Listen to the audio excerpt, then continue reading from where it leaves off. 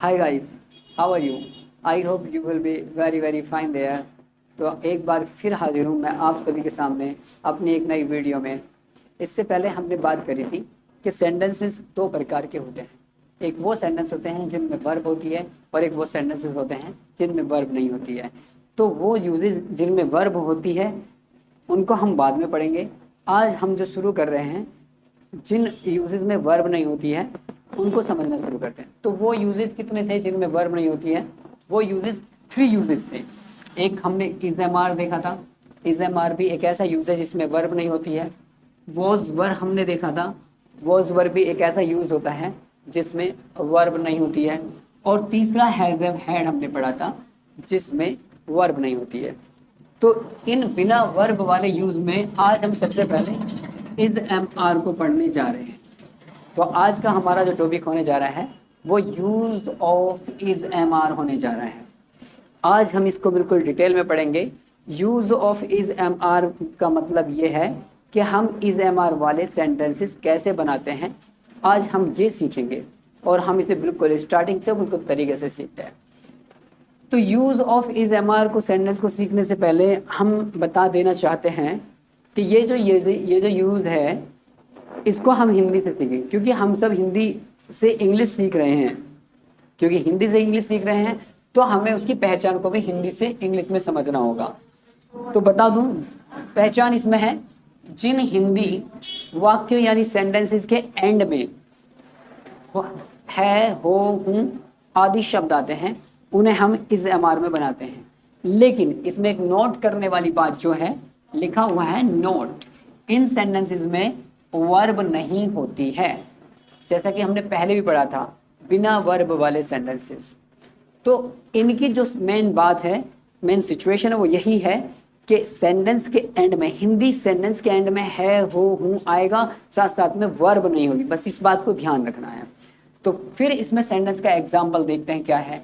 मैं आज बहुत दुखी हूं, तो एग्जाम्पल हमने पढ़ा था पहचान में हूं, तो हूं आ गया, मैं आज दुखी हूं।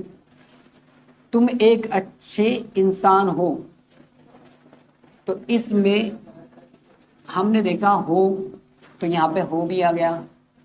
वह मेरा दोस्त नहीं है, तो यहाँ पे है भी है। अब इसके साथ साथ में हमने ये तो देख लिया है, हूँ भी आ गया, हो भी आ गया, है भी आ गया, लेकिन हमें ये भी तो देखना है कि इसमें वर्ब है या नहीं है। देखिए पहला सेंटेंस दोबारा पढ़ें। मैं आज बहुत खुश, मैं आज बहुत दुखी हूँ। तो इस सेंटेंस में दुखी होने की बात हो रही है, इसमें कोई वर्क नहीं हो रहा है, कोई वर्ब नहीं है। तुम एक अच्छे इंसान हो, तुम अपने आप में एक अच्छे इंसान हो, लेकिन इसमें कोई काम होता हुआ नजर नहीं आ रहा है। वह मेरा दोस्त नहीं है, तो यहाँ पे भी कोई वर्ब नहीं है। तो ये तीनों के तीनों जो सेंटेंसेस हैं, ये वो सेंटेंसेस हैं जो इज एम आर में बनाए जाएंगे। अब इज एम आर में बनाने के रूल्स देखते हैं। तो क्या है rule of making sentence of is am are, यानी इज एम आर के सेंटेंस को बनाने के रूल। तो सेंटेंस को बनाने के रूल जो होते हैं, क्योंकि किसी भी यूज के 3 सेंटेंस होते हैं जो कि हमने पढ़े हैं। अफर्मेटिव सेंटेंस होता है, नेगेटिव सेंटेंस होता है और इंटेरोगेटिव सेंटेंस होता है। तो सबसे पहले हम पढ़ेंगे अफर्मेटिव सेंटेंस, जिसको हम सिंपल सेंटेंस के तौर पे भी जानते हैं। तो अफर्मेटिव सेंटेंस में हमारा जो सेंटेंस बनाने का रूल है वो ये है, सबसे पहले हम सब्जेक्ट लगाएंगे। सब्जेक्ट के बाद आप फोकस उसी चीज पे करना जिस चीज को मैं कह रहा हूं, उसके अलावा किसी और चीज के बारे में मत सोचना। एक ही टाइम पर सिर्फ उतना सोचो जो मैं कह रहा हूं। सबसे पहले आप सब्जेक्ट लगाओगे। सब्जेक्ट के बाद में इन तीनों में से, किसमें से, इज एम आर में से कोई एक चीज लगाई जाएगी। लेकिन जब वो एक चीज लगाई जाएगी तो उसमें देखना पड़ेगा कि सब्जेक्ट सिंगुलर है या प्लूरल है, यानी सब्जेक्ट अकेला है या एक से ज्यादा है, यानी कि बहुत सारे हैं। अगर सब्जेक्ट हमारा सिंगुलर है, लिखा हुआ है सिंगुलर सब्जेक्ट, एरो का निशान कहता है कि अगर सब्जेक्ट सिंगुलर है तो सिंगुलर के साथ हम इज लगाएंगे। और अगर सब्जेक्ट हमारा प्लूरल है तो प्लूरल सब्जेक्ट के साथ में हम आर लगाएंगे। अगर सब्जेक्ट हमारा आई है, आई के साथ, आई मीन्स मैं, और मैं है तो हम आई के साथ एम लगाएंगे। और फिर उसके बाद लगाया जाएगा ऑब्जेक्ट, और फिर एंड में अदर लगाया जाएगा। अब यहाँ पे कुछ स्टूडेंट्स के साथ में एक प्रॉब्लम हो सकती है। उन्हें प्रॉब्लम हो सकती है कि सिंगुलर सब्जेक्ट क्या होता है, प्लूरल सब्जेक्ट क्या होता है। तो जिन स्टूडेंट्स को नहीं पता है उनके लिए मैंने यहाँ पे लिखा हुआ है सिंगुलर सब्जेक्ट क्या होता है और प्लूरल सब्जेक्ट क्या होता है। तो सिंगुलर सब्जेक्ट अकेला सब्जेक्ट, यानी कोई अकेला व्यक्ति या कोई अकेली वस्तु सिंगुलर सब्जेक्ट कहलाती है। अब इसके अगर हम एग्जाम्पल देखें तो इसके एग्जाम्पल में ही, शी, इट, नेम या कोई अकेला इंसान या कोई अकेली चीज, जब ये सब होंगे तो उसको हम सिंगुलर सब्जेक्ट में काउंट करेंगे। तो हम ये नहीं लिखना चाह रहे हैं यहाँ पे कि इज को हम लगाएंगे इन सब के साथ, बस आप एक बार ये कह दो सिंगुलर सब्जेक्ट के साथ, तो इसका मतलब यह है इन सब में से कुछ भी होगा वो सिंगुलर सब्जेक्ट में ही माना जाता है, तो सिंगुलर सब्जेक्ट के साथ इज लगाया जाएगा। अब बात कर लेते हैं हम प्लूरल सब्जेक्ट की। प्लूरल सब्जेक्ट, एक से ज़्यादा इंसान या वस्तुओं को हम प्लूरल सब्जेक्ट कहते हैं। अब प्लूरल सब्जेक्ट के एग्जाम्पल में है हमारे पास दे है, यू है, वी है, या एक से ज़्यादा बहुत से इंसान हो सकते हैं या एक से ज़्यादा बहुत सी वस्तुएं हो सकती हैं, वो सब प्लूरल में ही आता है। अच्छा एक चीज़ और, कई बार क्या होता है कि यू जो होता है वो लगता सिंगुलर है और सेंस भी सिंगुलर की होती है, लेकिन हमें फिर भी उसके साथ जो हेल्पिंग वर्ब लगानी पड़ती है वो वही लगानी पड़ती है जो प्लूरल के साथ लगाते हैं। अब प्लूरल के साथ वाली हेल्पिंग वर्ब होती है आर, तो हम हमेशा यू के साथ आर ही लगाते हैं। तो चलिए अब आपको रूल पता होगा, एक बार और फिर दोबारा से बता दूं। सब्जेक्ट लगाएंगे सबसे पहले, फिर इन तीनों में से कोई एक चीज़ लगाएंगे, इज लगाएंगे तो तब लगाएंगे जब हमारा सब्जेक्ट सिंगुलर होगा, आर लगाएंगे तो तब लगाएंगे जब सब्जेक्ट हमारा प्लूरल होगा, और एम लगाएंगे तब जब हमारा सब्जेक्ट आई होगा। उसके बाद फिर ऑब्जेक्ट अगर लगा देंगे। अब हम रूल तो समझ चुके हैं, अब इस रूल से सेंटेंस कैसे बनता है वो अब आ जाते हैं फिर दोबारा से एग्जाम्पल में। देखिए यहाँ पे मैं आज बहुत दुखी हूँ, तो मैं के लिए आई होता है, आई लगाया। अब यह हमने पढ़ा आई के साथ एम लगाते, तो मैंने यहाँ पे एम लगाया, आई एम। अब क्या है, बहुत दुखी, तो वेरी सैड, और आज ये अदर वर्ड है, I am very sad today. तो इस तरीके से ये सेंटेंस कंप्लीट हुआ। दूसरे सेंटेंस पे आ जाइए। अब लिखा हुआ है तुम एक अच्छे इंसान हो, तो तुम के लिए यू होता है, हमने लिखा। अभी थोड़ी देर पहले मैंने बताया था कि यू जो होता है उसको प्लूरल सब्जेक्ट माना जाता है, तो यू प्लूरल है तो उसके साथ हमने आर लगाया है, यहाँ पढ़ा है हमने प्लूरल सब्जेक्ट के साथ आर। तो यू आर एक अच्छे इंसान, एक के लिए ए, अच्छे के लिए गुड, इंसान के लिए पर्सन, तो you are a good person. उसके बाद वह मेरा नेक्स्ट, ये तो नेगेटिव वाला है, इसको हम बाद में बताएंगे। तो ये दोनों एग्जाम्पल आपको समझ आ गए होंगे। अब पढ़ते हैं हम सेंटेंस, यानी सेंटेंस का दूसरा टाइप यानी नेगेटिव सेंटेंस। नेगेटिव सेंटेंस में देख लेते हैं। सबसे पहले क्या लगाना है, आपको सब्जेक्ट लगाना है। उसके बाद में इज एम आर में से कोई एक चीज़ लगानी है। अब तुम्हें पता ही है कि सिंगुलर होगा तो क्या लगाएंगे, प्लूरल होगा तो क्या लगाएंगे। प्लूरल के साथ आर लगाते हैं, आई के साथ एम लगाते हैं, वही सब इसमें भी किया जाएगा। लेकिन इसके बाद फिर हम नोट लगाएंगे, फिर ऑब्जेक्ट, फिर अदर। अच्छा इन तीनों को हम क्या कहते हैं, इज एम आर को हम हेल्पिंग वर्ब कहते हैं। तो हम क्या कहते हैं, सबसे पहले सब्जेक्ट लगाएंगे, फिर हेल्पिंग वर्ब में से, ये तीन हेल्पिंग वर्ब है, इनमें से कोई एक अकॉर्डिंग टू सब्जेक्ट, यानी सब्जेक्ट के अनुसार हम एक को चूज कर लेंगे। उसके बाद फिर नोट, फिर ऑब्जेक्ट, फिर अदर। अब नेगेटिव का एक एग्जाम्पल मैंने यहाँ लिखा हुआ है, इसे देखते हैं हम। वह मेरा दोस्त नहीं है, तो वह के लिए क्या, ही क्योंकि सिंगुलर है तो इज लगा दिया, ही इज। अभी बताया नेगेटिव सेंटेंस में हम हेल्पिंग वर्ब के बाद नोट लगाते हैं, तो इज तो हेल्पिंग वर्ब है, ही इज नॉट, फिर बात होती है मेरे दोस्त की, he is not my friend. इस तरीके से हमारा ये नेगेटिव वाला सेंटेंस भी कंप्लीट हो गया। अब हमारा तीसरा सेंटेंस रहता है इज एम आर के यूज में से, वो सेंटेंस है इंटेरोगेटिव। तो अब चलिए आगे हम इंटेरोगेटिव सेंटेंस पढ़ते हैं। तो इंटेरोगेटिव सेंटेंस में टाइप 1 वो होता है जब किसी भी हिंदी वाक्य के शुरू में क्या शब्द आता है, कौन सा शब्द आता है, क्या शब्द शुरू में आता है। एग्जाम्पल से समझ आएगा, जैसे क्या वह लड़का तुम्हारा दुश्मन है। अब क्योंकि क्या बात हो रही, क्या वह लड़का तुम्हारा दुश्मन है, तो इस सेंटेंस में हम क्या करेंगे, इसको बनाने के ये रूल नीचे लिखा हुआ है। इसमें हमें क्या करना है, सबसे पहले हेल्पिंग वर्ब में से किसी एक को लेना है। अब हमने पहले ही डिस्कस कर लिया, अगर सब्जेक्ट सिंगुलर होगा तो इज लिया जाएगा, अगर सब्जेक्ट प्लूरल होगा तो आर लिया जाएगा, अगर सब्जेक्ट आई होगा तो एम लिया जाएगा। अब क्योंकि हमें देखना सबसे पहले यह क्या शुरू में होने का बस इतना ही मतलब है कि अगर क्या शुरू में आ गया तो इन तीनों में से कोई एक चीज़ शुरू में लेनी है। अब ये डिसाइड होगा हमारे सब्जेक्ट से। अगर सब्जेक्ट सिंगुलर हुआ तो फिर हम लेंगे इज को। तो देखते हैं, पढ़ते हैं सेंटेंस। क्या वह लड़का, अब तुम खुद ही समझ जाओ, क्या वह लड़का क्या है? बहुत सारे हैं, अकेला। वह लड़का सिंगल लड़का है, अकेला लड़का है। तो सब्जेक्ट यहाँ क्या हुआ? सब्जेक्ट यहाँ पे सिंगुलर हुआ। और सिंगुलर सब्जेक्ट के साथ हम क्या लगाते हैं? सिंगुलर सब्जेक्ट के साथ लगाते हैं हम इज। तो यहाँ हो गया इज, वह लड़के के लिए इज दैट बॉय। अब क्या रह गया? तुम्हारा दुश्मन। Is that boy your enemy, और एंड में क्वेश्चन मार्क। तो इस तरीके से इंटेरोगेटिव सेंटेंस का टाइप 1 हमने समझ लिया है। अब हम पढ़ेंगे इंटेरोगेटिव सेंटेंस का टाइप 2। टाइप 2 सेंटेंस वो होता है जब सेंटेंस हिंदी वाले वाक्य के बीच में क्वेश्चन वर्ड आता है, यानी कि प्रश्नवाचक शब्द आता है। तो देखते हैं उसको कैसा होता है। तो अब हम इंटेरोगेटिव के सेकंड टाइप का सेंटेंस बनाने का रूल देखते हैं। इसका रूल क्या होता है? इसमें सबसे पहले हम क्वेश्चन वर्ड को लिखेंगे।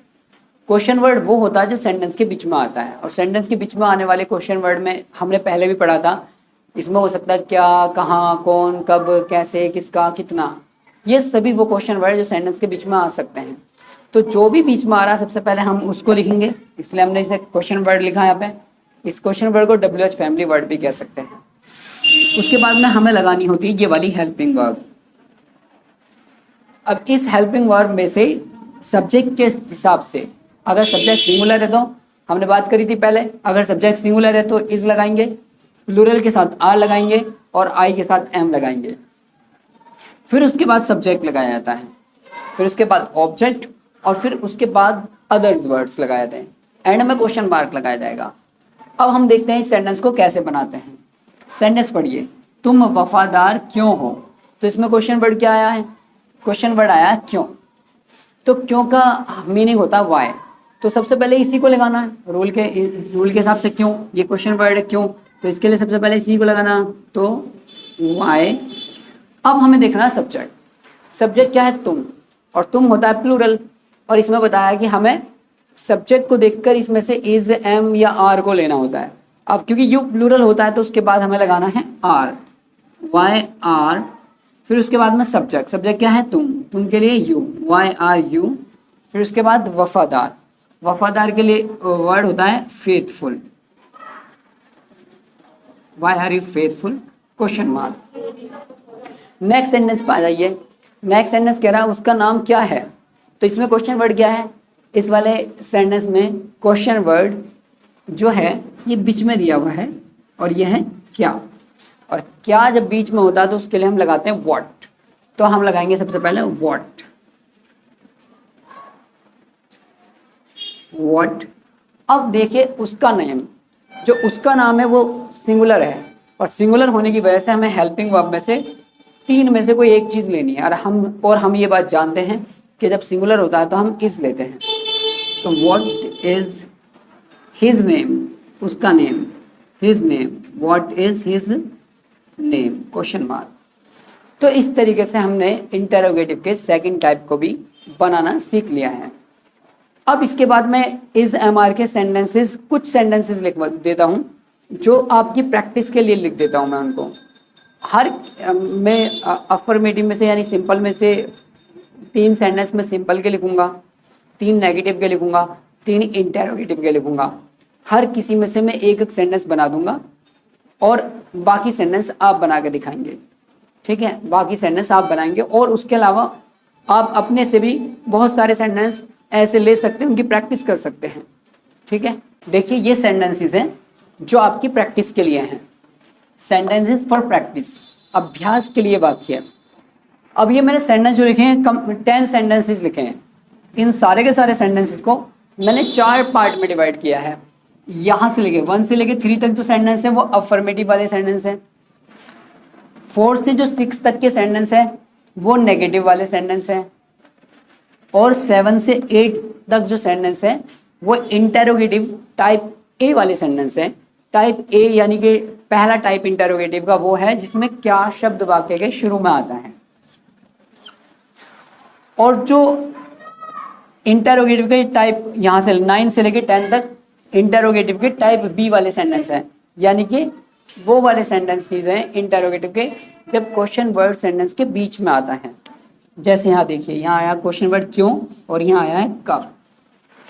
तो मैं क्या करता हूँ आपके लिए, हर टाइप में से एक एक सेंटेंस मैं खुद बना देता हूँ और बाकी सबको आपको घर पे बना के प्रैक्टिस करनी है इनकी, और अपने से भी ऐसे बहुत से सेंटेंस लेके आप प्रैक्टिस कर सकते हो। बाकी मैं आपको बना के दिखाता हूँ एक एक सेंटेंस। देखिए इसमें से मैं सेंटेंस बनाता हूँ ये वाला, वह अजनबी है। तो कैसे बनाएंगे, ही सिंगुलर है और सिंगुलर है तो इज लगेगा, he is stranger, STRANGER, stranger. अब नेगेटिव वाले सेंटेंस में से हम बना लेते हैं सेंटेंस नंबर 6, सचिन अब भारतीय टीम में नहीं है। तो इसमें सेंटेंस में सचिन सब्जेक्ट है, तो क्या लिखेंगे, सचिन सिंगुलर है तो is not, Sachin is not in Indian team now, Sachin is not in Indian team now. अब इंटेरोगेटिव का टाइप ए जब क्या शब्द वाक्य के शुरू में होता है, जब ऐसा होता है तो हम क्या करते हैं, सबसे पहले हेल्पिंग वर्ब को लगाते हैं और वो भी सब्जेक्ट के हिसाब से लगाते हैं। सब्जेक्ट सिंगुलर होता है तो इज, प्लूरल होता है तो आर, आई होता है तो एम लगाते हैं। तो यहाँ पे क्या तुम कायर हो, तो कायर के लिए एक वर्ड होता है कावर्ड। क्या शुरू में आया है तो हमें helping verb is am are में से कुछ लगाना है। सब्जेक्ट चेक करना पड़ेगा, सब्जेक्ट क्या है, तुम के लिए होता है यू, और यू जब यू के साथ हम क्या लगाते हैं, आर लगाते हैं, क्योंकि यू प्लूरल सब्जेक्ट माना जाता है। तो क्या लिखेंगे हम इसमें, are you COWARD, coward, are you coward. अब इंटेरोगेटिव का टाइप सेकंड में से कोई एक सेंटेंस बना लेते हैं। इस सेंटेंस को बनाते हैं, सेंटेंस नंबर 10 को बनाते हैं। उसका जन्मदिन कब है, तो क्वेश्चन वर्ड क्या है, कब। सबसे पहले इसी को लेना है, कब के लिए आएगा when, फिर हेल्पिंग वर्ब आएगी is, when is it his birthday, and में question mark, when is it his birthday, when is it his birthday। तो हमारे पास अब जो बाकी सेंटेंस बचे हैं उन सेंटेंसेस को आपको खुद बनाना है। जैसे यहाँ पे इस पहले वाले सेंटेंस में चोर का होता है थीफ, होशियार का होता है इंटेलिजेंट, और इसमें तो ज़्यादा ऐसा कुछ है नहीं। बेईमान के लिए होता है डिसऑनेस्ट, शर्मिंदा का होता है अशेम्ड। बाकी आप अपनी तरफ से डिक्शनरी वगैरह गूगल वगैरह करो, वर्ड का मीनिंग निकालो, बाकी मैंने बता ही दिए हैं। और अगर कोई प्रॉब्लम आएगी तो आप कमेंट करके मुझसे पूछ भी सकते हैं। देखिए आज के लिए तो बस इतना ही है, फिर मिलते हैं जल्दी ही किसी दूसरी वीडियो में। तब तक के लिए टेक केयर, बाय।